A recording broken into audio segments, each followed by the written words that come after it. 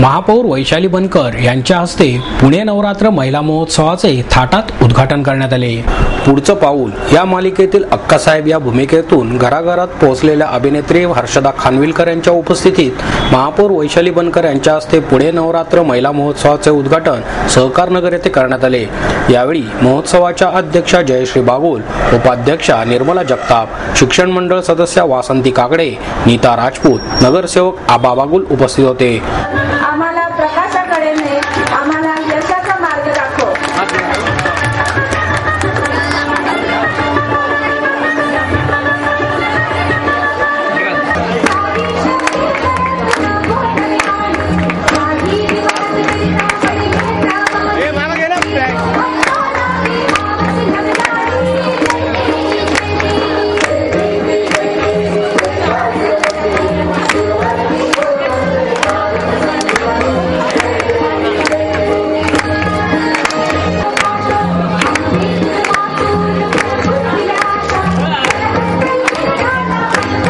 महोत्सवाअंतर्गत घेण्यात आलेल्या गौरी सजावट स्पर्धेचे पारितोषिक वितरण बनकर आणि खानविलकर यांच्या हस्ते झाले। जनार्थ दिलेले आहेत 15 जणींना। अशा उत्साही आपल्या स्पर्धक होत्या। आसावरी पाटील यांना तृतीय क्रमांक मिळालेला आहे। टाळ्या आणखी हव्यात बरं का। आणि अतिशय उत्कृष्ट मांडणी अशा पद्धतीने त्यांनी स्वागत केलं होतं। आशा सौ आणि आपण छोट्या बाळाला घेऊन जातो की नाही बाबा गाडीमध्ये, त्यांनी एक छोटासा गणुदा त्यांनी त्या बागेमध्ये दाखवलं होतं। पावभाजीच्या गाडीवरती छोटे छोटे पाव, छोटे छोटे बटाटे, भेळपुरी वाल्याकडे भेळ।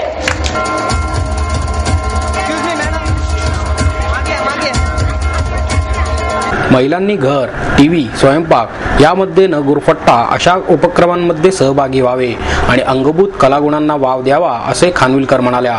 पुढचं पाऊल या मालिकेतील अक्कासाहेब या व्यक्तिरेखेचा कळलं हा संवाद बोलून त्यांनी उपस्थितांची मने जिंकली। आज महिला राजकारण, शिक्षण, क्रीडा अशा सर्व क्षेत्रात पुरुषांच्या बरोबरीने कार्यरत आहेत।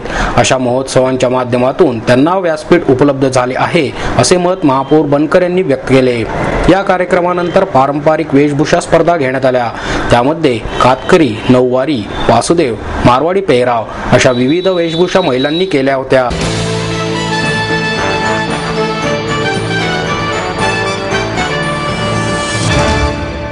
महापालिकेने केलेल्या निकृष्ट दर्जाच्या साडी खरेदी विरोधात महाराष्ट्र नवनिर्माण सेनेच्या वतीने आंदोलन करण्यात आले।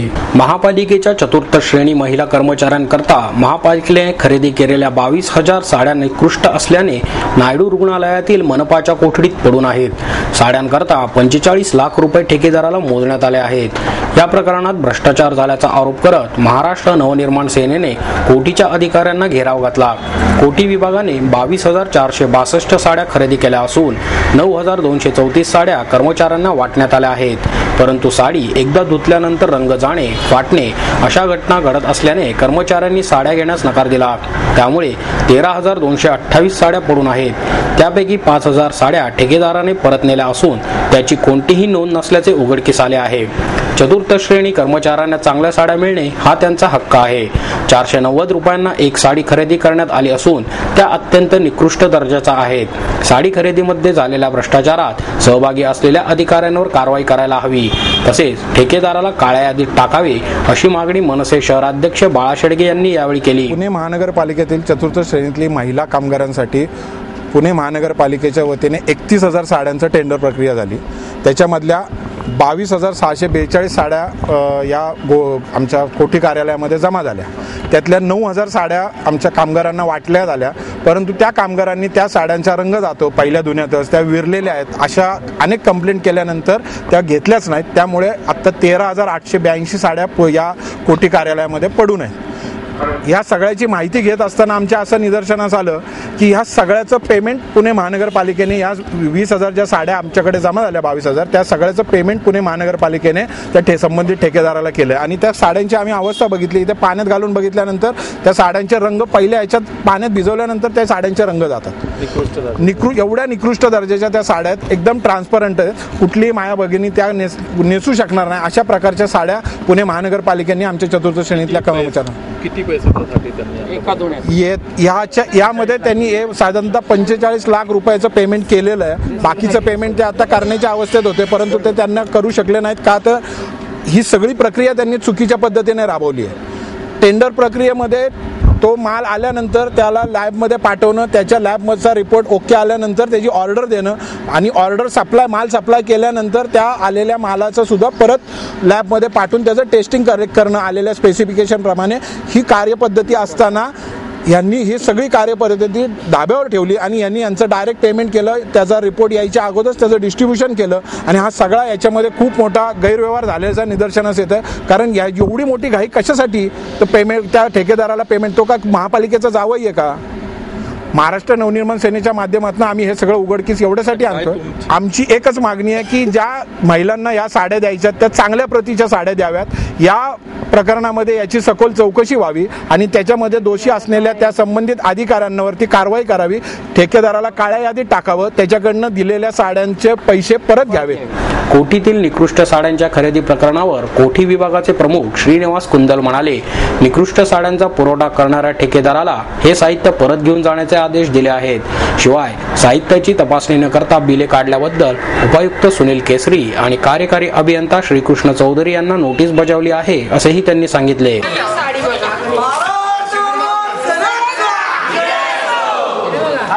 आम्ही एक टेस्टिंग केलेलं आहे. साड्या निकृष्ट दर्जाचे म्हणून म्हणाले, लॅबोरेटरी रिपोर्ट पण आहे. आम्ही त्याला मेमो पण दिले, पत्र दिलेलं आहे. त्याला बिल अगोदर लोकांनी दिलेलं आहे. दिला का त्यांना मेमो? त्यांना दिलेलं आहे, मेमो दिलेला आहे, पत्र दिलेलं आहे. नाही नाही अगोदरच आहे. केसरी या पैशाचं काय? व्हिजिट नको.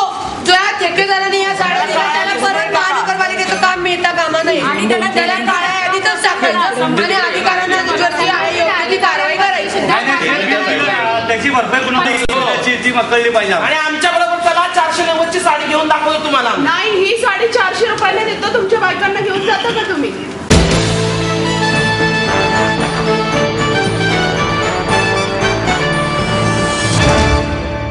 पुणेकरांनी घरगुती सीएनजी गॅस जोड घ्यावा असे आवाहन आमदार मोहन जोशी यांनी केले आहे.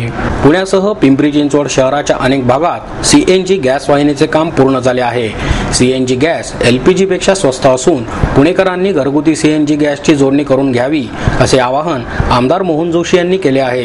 जोशी म्हणाले, पुणे महापालिका हद्दीमध्ये सीएनजी गॅस जोडणीसाठी 3,379 जणांनी अर्ज दाखल केले असून 1,730 कुटुंबांना जोडणी देण्यात आली आहे.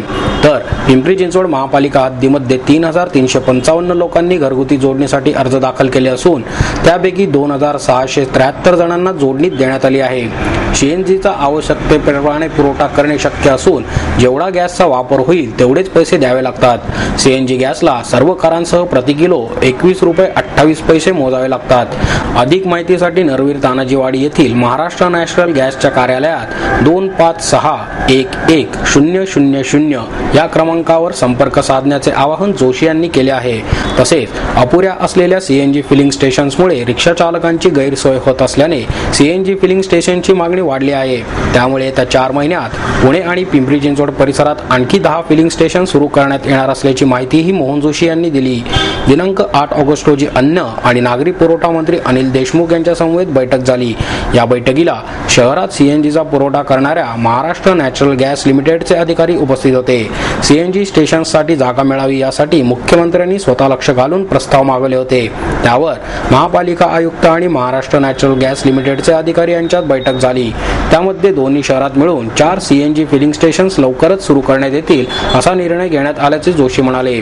याशिवाय सध्या कमी तास चालणारी सीएनजी स्टेशन्स 24 तास सुरू ठेवावेत असे आदेश जिल्हाधिकाऱ्यांनी दिले आहेत.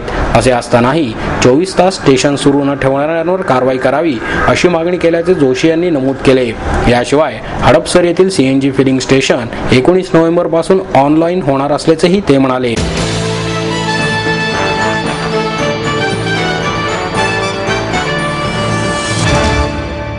तन आणि मन यांच्या इच्छाशक्तीच्या जोरावर डोंगरा एवढ्या दुःखावर मात करता येते, असे मत ज्येष्ठ अभिनेते विक्रम गोखले यांनी व्यक्त केलं. भारतीय विद्या भवन आणि ॲडव्होकेट DR नगरकर फाउंडेशनच्या वतीने ज्येष्ठ शरीर सौष्ठव प्रशिक्षक डॉक्टर अरुण दातार यांना अभिनेते विक्रम गोखले यांच्या हस्ते पुरस्कार प्रदान करण्यात आला. यावेळी भवनाचे अध्यक्ष डॉक्टर पद्माकर दुभाषी, सचिव नंदकुमार काकिर्डे उपस्थित होते. गोखले म्हणाले, जीवनात कोणीही सुखी नसतो, मात्र तन आणि मनाच्या दृढ इच्छाशक्तीने पर्वता एवढ्या दुःखांवर मात करता येते. यासाठी व्यायामाची नितांत आवश्यकता आहे. डॉक्टर दातार हे माझे मित्र असले तरी खऱ्या अर्थाने गुरु आहेत. शरीर सौष्ठवाचे प्रशिक्षण देणाऱ्या त्यांच्यासारख्या सत्वशील माणसांची आज समाजाला गरज आहे. त्यांच्या ट्रायन आर्ट या खेळाला विश्वमान्यता मिळून ऑलिम्पिकमध्ये स्थान मिळावे, यासाठी शासनाच्या पाठिंब्याची गरज आहे, असेही ते म्हणाले.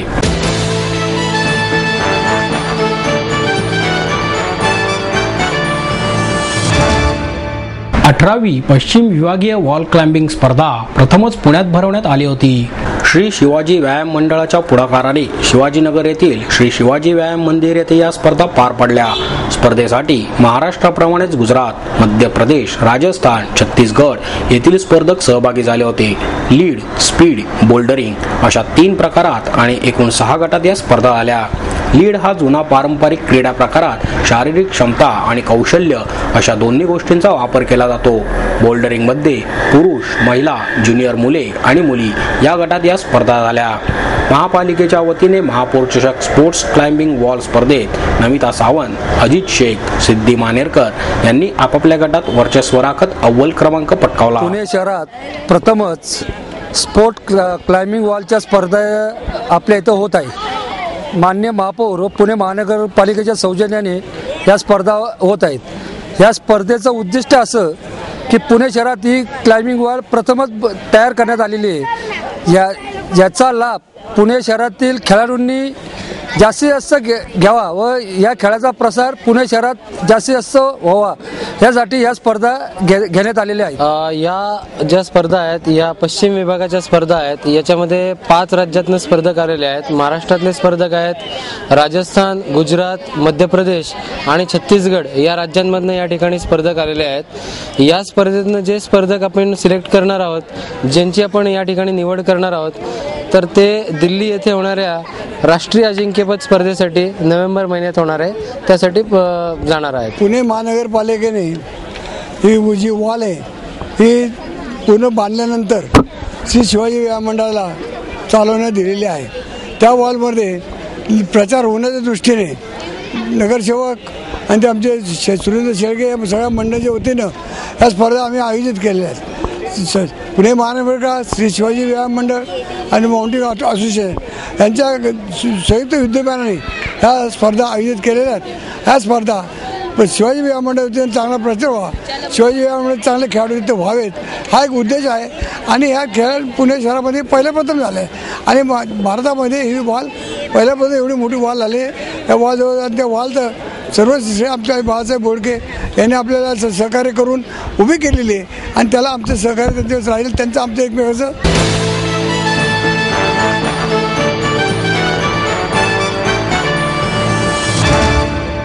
महाराष्ट्र गव्हर्नमेंट नर्सेस फेडरेशनच्या वतीने 27 आणि 28 ऑक्टोबर रोजी राज्यव्यापी परिषदेचे आयोजन करण्यात आले आहे. या परिषदेचे उद्घाटन मुख्यमंत्री पृथ्वीराज चव्हाण यांच्या हस्ते होणार असल्याची माहिती अध्यक्षा अनुराधा आठवले यांनी दिली. खजिनदार सुमन टिळेकर, रेखा थिटे, शोभा चांदगुडे यावेळी उपस्थित होत्या. सोमवार पेठेतील संत गाडगे महाराज मठ येथे शनिवार दिनांक 27 रोजी सकाळी 10:30 वाजता होणाऱ्या उद्घाटन समारंभासाठी राज्याचे आरोग्यमंत्री सुरेश शेट्टी, वैद्यकीय शिक्षण मंत्री डॉक्टर विजयकुमार गावित उपस्थित राहणार आहेत. यावेळी व्यवस्थापन तज्ज्ञ डॉक्टर प्रणचिन शेजवलकर, शिक्षण तज्ज्ञ डॉक्टर नमो जोशी मार्गदर्शन करतील. वैद्यकीय शिक्षण आणि सामाजिक आरोग्य विभागात रुग्णसेवा देणाऱ्या परिचारकांच्या अनेक मागण्या प्रलंबित आहेत. परिचारकांच्या हक्कासाठी आणि रुग्णसेवेसाठी सुधारणा घडवून आणण्याची मागणी संघटनेच्या वतीने करण्यात येत आहे. मात्र शासनाकडून प्रतिसाद मिळत नसल्याचे आठवले यांनी सांगितले.